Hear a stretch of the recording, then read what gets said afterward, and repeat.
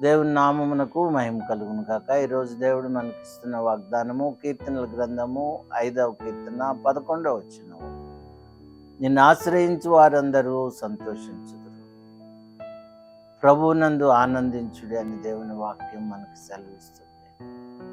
మనం సంతోషిస్తాం ఎప్పుడంటే దేవుణ్ణి ఆశ్రయించినప్పుడు.